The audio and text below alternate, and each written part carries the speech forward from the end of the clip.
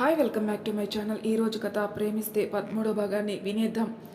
చీకట్లో కనిపించిన దారిన రోడ్ల మీద పరిగెడుతూ ఉంది అను. పట్టుబట్టల్లో చేతికి గాజులు, మెల్లో పసుపు తాడు తప్ప ఎలాంటి అలంకరణ లేకుండా కాళ్ళకి మెట్టెలు, జుట్టు మొత్తం రేగిపోయి తలంబ్రాలు పోసిన దానికి గుర్తుగా మొత్తం పచ్చగా ఉన్న రూపం. ఆ చీకట్లో పరిగెడుతున్న అనుకి ఎదురుగా వచ్చి నిల్చుంటాడు ప్రంశు. 6 అడుగుల అందగాడు, తెల్ల చొక్కా, నల్లని ప్యాంటు, పెళ్లి కళతో రాకుమారిని తలపిస్తూ తన ఎదురుగా వచ్చి నిల్చునేసరికి గుండెని అరచేత పట్టుకొని భయంగా అతడి వైపే చూస్తూ ఉంది అను. ప్రంశు అను భయపడ్డం చూసి అక్కడి నుంచి వెనక్కి వెళ్లాలనుకున్న తండ్రి మాటకి తన దగ్గరికి ఒక్కో అడుగు వేస్తూ వెళ్తాడు. అతన్ని చూసిన అను భయపడి ఒక్కో అడుగు వెనక్కి వేస్తూ ఉంటే తన వెనుకగా సాధ్వి వచ్చి తన చేయి పట్టుకుంటుంది. అది చూసిన దామోదర్, సాధ్వి వదులు, నన్ను కాదు అని, ఎక్కడికి వెళ్ళదు అని దామోదర్ నిల్చుని ప్రంశు అనుల వైపు చూస్తూ ఉంటాడు. సాధ్వి వెంటనే అను చేతిని వదిలేస్తుంది. అను భయంగా ప్రంశు, సాధ్వి ఇద్దరు వైపే చూస్తూ వేరే వైపు వెళ్ళబోతున్న అను దామోదర్ చూపుకే సగం చచ్చిపోయి ముగ్గురు వైపు దీనంగా చూస్తూ ఉంటుంది. ప్రంశు అను దగ్గరకొచ్చి తన చేతిని పట్టుకొని అక్కడి నుండి బలవంతంగా లాక్కొని వెళ్తాడు. దామోదర్ ప్రంశు అని పిలుస్తున్నాడు. ప్రంశు ఆగి వెనక్కి తిరిగి దామోదర్ వైపే చూస్తాడు. నువ్వేం చేస్తావో నాకు తెలీదు, ఈ దామోదర్ ఇంటికి వారసుడు రావాలి, నువ్వు తండ్రి అయ్యావన్న ఆనందం చూడాలి అని చెప్తాడు. ప్రంశు ముఖం మొత్తం తుడుచుకొని సరే నాన్న అని సాధ్వి వైపు కోపంగా చూస్తూ అక్కడి నుండి వెళ్తాడు. సాధ్వి ప్రంశు కోపం చూసి అతని వెనకే వెళ్తుంది. ప్రంశు కార్ డ్రైవ్ చేస్తూ అను వైపే చూస్తాడు. అను నిస్సహాయంగా కూర్చుని ఏడుస్తూ ఉంటుంది. అను, ఎందుకు ఏడుస్తున్నావు అంటూ ప్రశ్నిస్తాడు ప్రంశు. ఆ మాటకి ప్రంశు వైపే చూస్తుంది అను. ప్రంశు అను ఏడుపు పట్టించుకోకుండా గెస్ట్ హౌస్ ముందు కారు ఆపి తీసుకుని వెళ్తాడు. ప్రంశు కార్ హార్న్ వినిపించగానే ఇద్దరు సెక్యూరిటీ వచ్చి గేట్ తెరుస్తారు. అను ఆ ఇంటిని చూడగానే నిలువెల్లా వణికిపోతుంటుంది. ప్రంశు కారు దిగి అను వైపు చూస్తూ దిగు అంటాడు.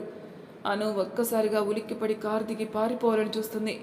కానీ తనకు అవకాశం ఇవ్వకుండా తను తిరగగానే సాధ్వి, దామోదర్ నిల్చొని ఉంటారు.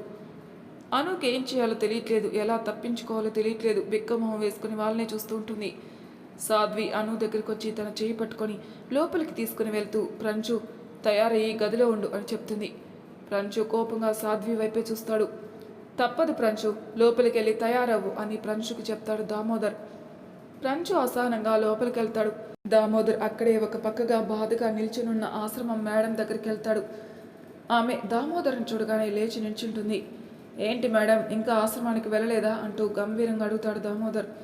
లేదు దామోదర్ గారు, నేను వెళ్తుంటే అను తప్పిపోయిందని, వచ్చే వరకు ఇక్కడ ఉండమని సాధ్వి గారు చెప్పారు, అందుకే ఉన్నానంటూ బదిలిస్తుంది. సరే, ఇక మీరు వెళ్ళండి, మీ ఆశ్రమం బాధ్యతలు మా వాళ్ళు చూసుకుంటారు. అక్కడ పిల్లలకి, ఇక్కడ అనుకి ఈగ కూడా వాలకుండా నేను చూసుకుంటాను. సరే దామోదర్ గారు అని వెళ్ళబోతుంది ఆవిడ. ఒక్క నిమిషం మేడం, నేను చెప్పింది గుర్తుంది కదా అని ప్రశ్నిస్తాడు. దామోదర్ గారు అనుకి, మీ ప్రంశు గారి సంతానం పుట్టే వరకు మీరు మా పిల్లల రక్షణకి డబ్బులు ఇచ్చారనే విషయం ఎవరికీ తెలియకూడదు. మా ప్రాణం పోయినా మేము చెప్పం అంటుంది ఆమె.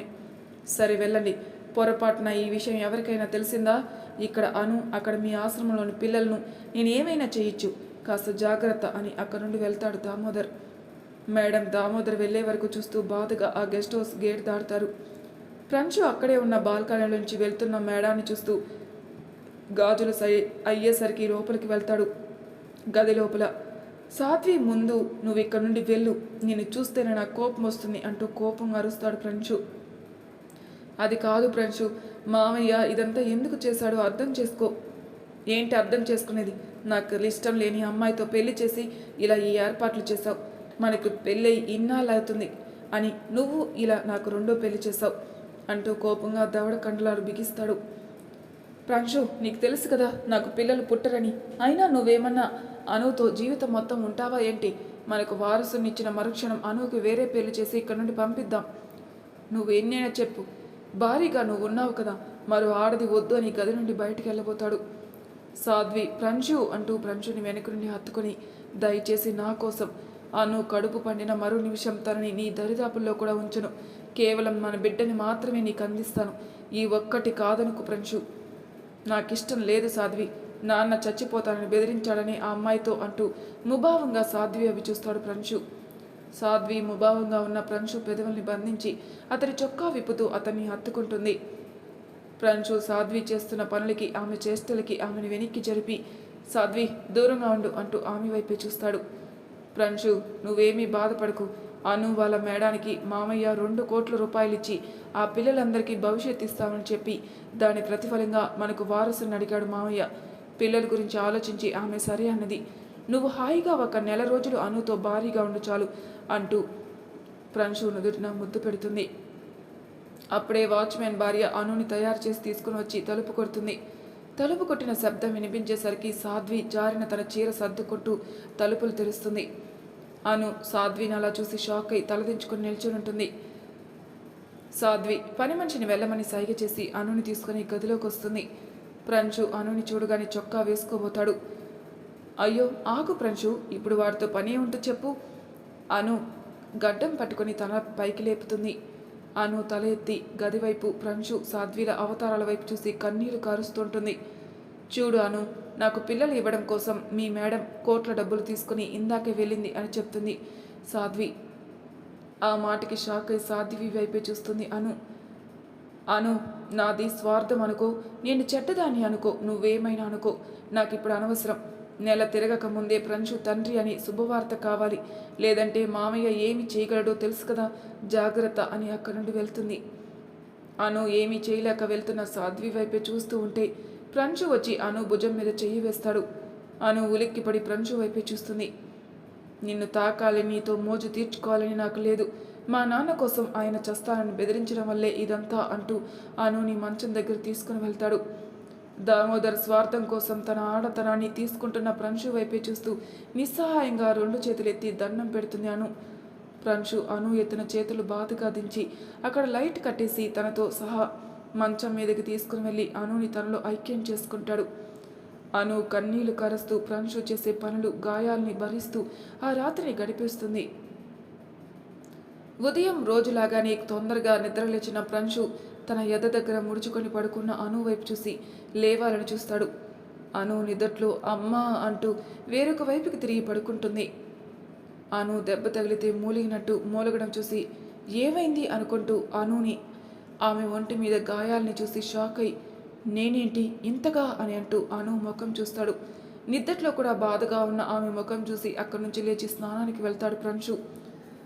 అను 10 గంటల ప్రాంతంలో నిద్రలేచి చుట్టూ చూసిన బాల్కనీలో సిగరెట్ తాగుతున్న ప్రంశు కనిపించి లేచే ఓపిక కూడా లేక చీరని చుట్టుకొని స్నానాల గదికి వెళ్తుంది.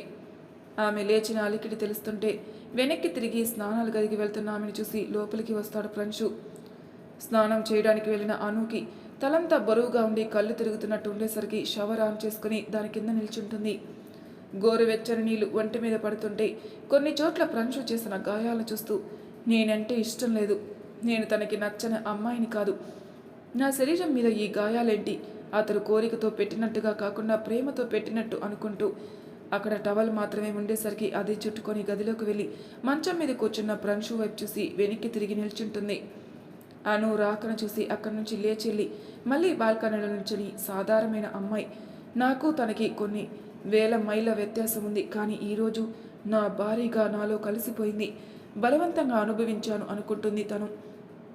కానీ నేను సాధ్వి కంటే ఇష్టంగా ప్రేమగా దగ్గరకయ్యాను, నాలోని కోరికలన్నీ తీర్చుకున్నాను. నాకు ఇష్టం లేని అమ్మాయితో మొదటి రాత్రి అని సాధ్వి అనగానే నేను ఎందుకు వద్దు అనకుండా తనని నాలో కలుపుకున్నాను.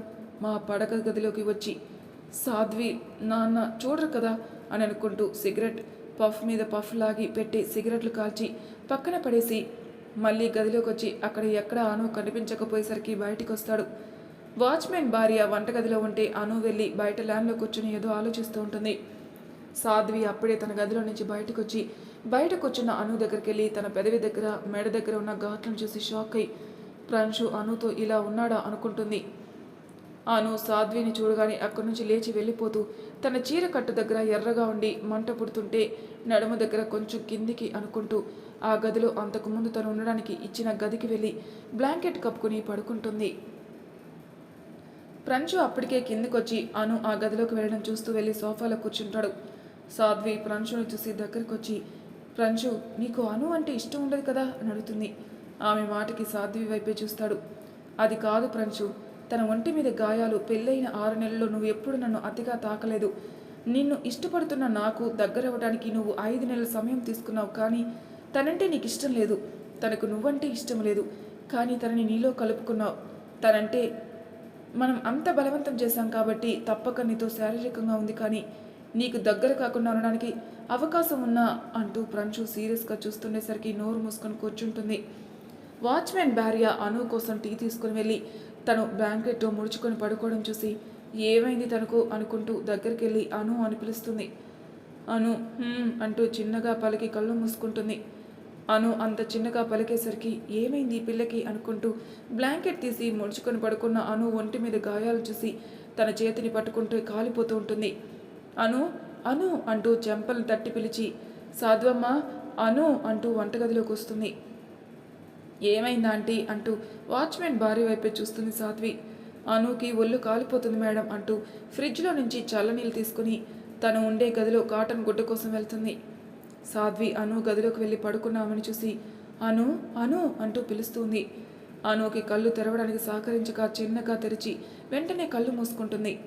ప్రంశు ఏమైంది అంటూ దగ్గరకొచ్చి అను అంటూ ఆమెని 2 చేతుల్లోకి తీసుకొని గది బయటకు వస్తాడు. అను ప్రంశు ఎత్తుకున్నది కూడా సోయ లేకుండా అతడి భుజం మీద తలవాల్చి వేడి ఊపిరి అతడి ముఖం మీదకి వదులుతుంది. అంత వేడిగా వస్తున్న ఊపిరి స్పర్శకి అంత జ్వరం ఉందేంటి అనుకుంటూ కారులో వెనక కూర్చుంటాడు ప్రంశు. ప్రంశు కోసం కారు డోర్ తీసిన ఒక అతను డోర్ వేస్తే డ్రైవర్ వెళ్ళి డోర్ వేస్తాడు. సాధ్వి వచ్చేసరికి ప్రంశు కారు వెళ్తుండడం చూసి వెళ్తున్న కారు వైపే చూస్తూ ఉంటుంది. ప్రంశు కాలిపోతున్న అను ఒంటి మీద తను చేసిన గాయాలు మాత్రమే ఉండడం చూసి ఆమె పాదాలు జరుపుటానికి చూస్తూ పాదాల దగ్గర కూడా తను చేసిన గాయాలు ఉండడం చూసి నేను మత్తులో లేను, కోరికల మైకంలో లేను, కానీ ఇన్ని గాయాలు చేశానా అని అనుకుంటూ మనం ఆసుపత్రి వరకు వద్దు, దారిలో కనిపించిన ఆసుపత్రికి తీసుకుని వెళ్ళు అని చెప్పి అను ముఖం చూస్తాడు. ఆ రోజు గుళ్ళో మయాంక్ చేతుల మీద ఉన్నప్పుడు ఇలానే ఉంది. వాడేమన్నాడు, వద్దనుకున్నారు ఒకరు, వదిలేసుకున్నారు ఒకరు అనేక. అసలు ఆ 2 జరిగింది వాడి విషయంలోనే అనుకుంటూ కార్ ఆగేసరికి లోపలికి వెళ్తాడు.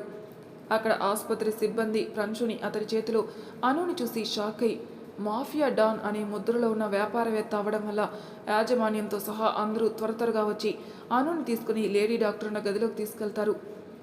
ఎప్పుడూ ఏదో రకంగా వార్తల్లో ఉండి తన ఉనికిని చాటుకుంటున్న ప్రంశు ఆసుపత్రికి ఒక అమ్మాయితో వచ్చాడని తెలిసి అక్కడికి ఒక్కొక్కరుగా పత్రికల వారు వస్తారు. ప్రంశు దగ్గరికి అతని సెక్యూరిటీ వెళ్ళనివ్వని కారణంగా దూరం నుంచే ఫోటోలు తీస్తుంటారు వారు. డాక్టర్ మిమ్మల్ని రమ్మంటున్నారు సార్ అని పిలుస్తుంది నర్స్. ఆమె పిలుపుకి లోపలికి వెళ్ళిన ప్రంశు ఆమె ఎదురుగా దర్పంగా కూర్చుంటాడు. ఆ అమ్మాయి మీకేమవుతుంది సార్ అని ప్రశ్నిస్తుంది డాక్టర్. తను నా భార్య అని నిమిషం తడుముకోకుండా చెప్పేస్తాడు ప్రంశు.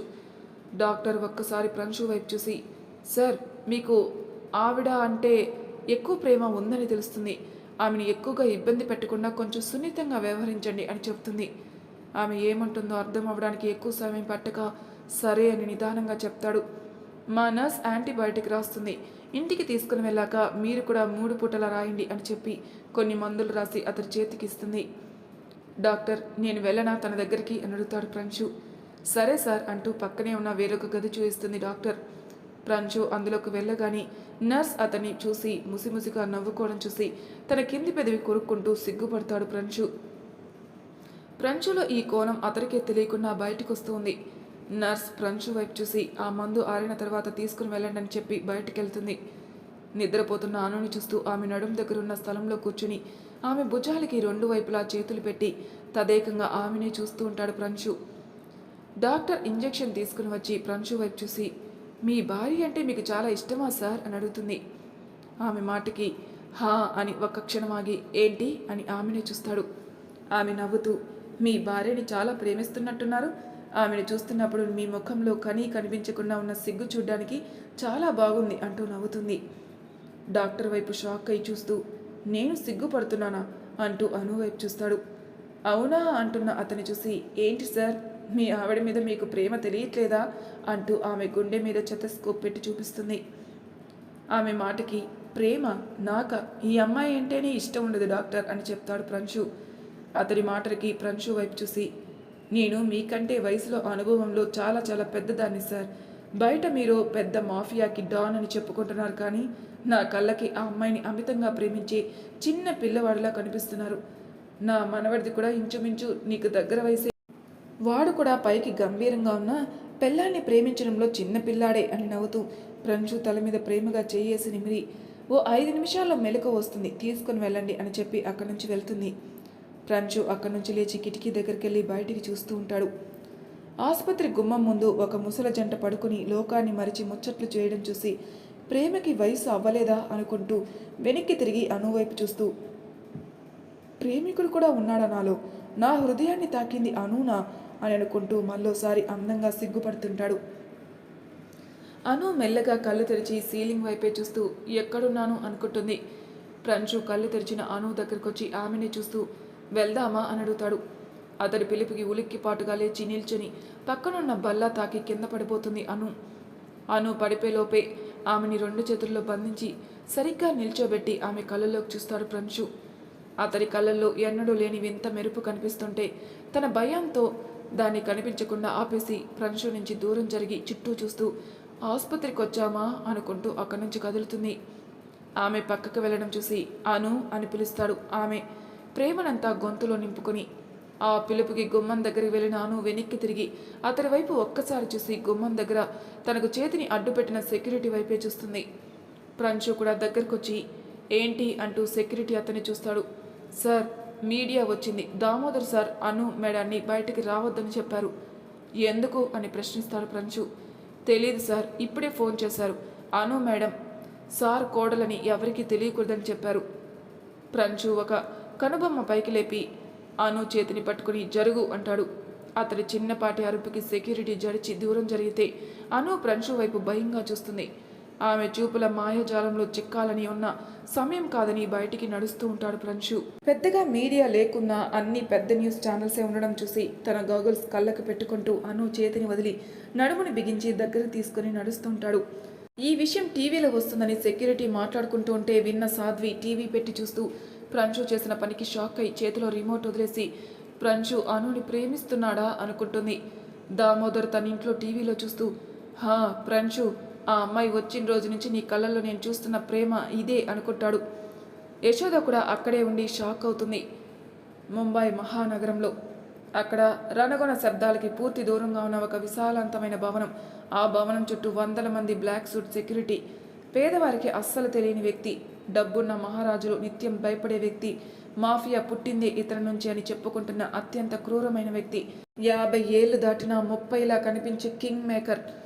ఇప్పుడు ఆ కింగ్ మేకర్ ఒక విశాలవంతమైన చీకటి గదిలో తనకు తప్ప ఎవరికీ తెలియని ఒక ఫ్లోర్లో తన ముందున్న థియేటర్ స్క్రీన్ మీద ఉన్న ఫోటోని తదేకంగా చూసి అక్కడి నుంచి లిఫ్ట్ ద్వారా వేరొక ఫ్లోర్లోకి వచ్చి టీవీ చూస్తున్న హస్కర్ వైపు చూసి ఏంటి హస్కర్ అంటూ అను నడుము మీద చెయ్యేసి హత్తుకొని పొగరిగా ఉదాహరణ కనిపిస్తున్న ప్రంశు వైపు, అతడి వైపు బెదురుగా చూస్తున్న అను వైపు చూస్తూ ఎవరి అమ్మాయి అని అడుగుతాడు.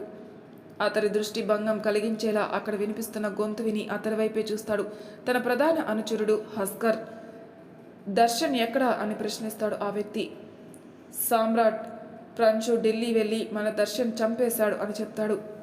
అతని మాటకి పెద్దగా నవ్వుతూ నిన్న కాక మొన్నొచ్చిన వాడు నా మనిషిని చంపాడా, నా మనిషి అని తెలియనట్టుంది హస్కర్ అంటూ మెట్లు దిగుతుంటాడు సామ్రాట్. లేదు సామ్రాట్, మీ మనిషిని తెలిసాకే చంపేశాడు అని చెప్తాడు. అతని మాటకి హస్కర్ వైపు ఉంచిన చూపులు ప్రంశు వైపు మళ్ళిస్తాడు సామ్రాట్.